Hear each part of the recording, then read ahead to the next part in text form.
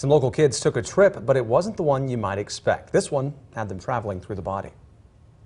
The basketball goal and scoreboard at Elmont Elementary gave way to the nose and the mouth. Second graders from throughout the district made their way through a pop-up display of the human body.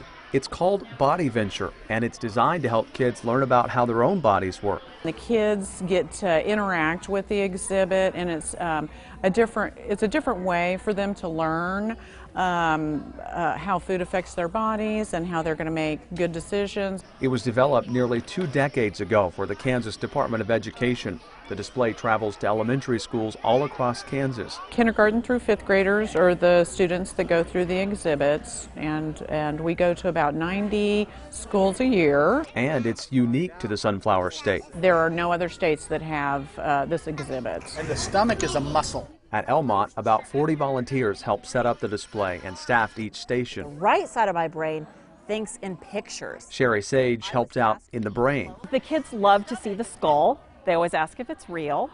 They love to feel the mat they're sitting on, which simulates the feel of the brain, that it's squishy and it has ridges, so you're able to really talk to them about what is the brain and what does it do, how does it function. And whether it's the brain or the stomach, their lessons educators hope stick. Instead of reading in a book the different functions of the body, the safe choices that they're learning while they're going through it. And that interactive nature really makes it much more special, and hopefully makes the learning stick for years to come.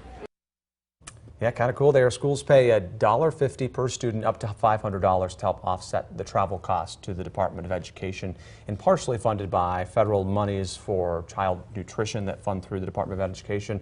The event at Elmont, though, is covered by a grant. Interesting.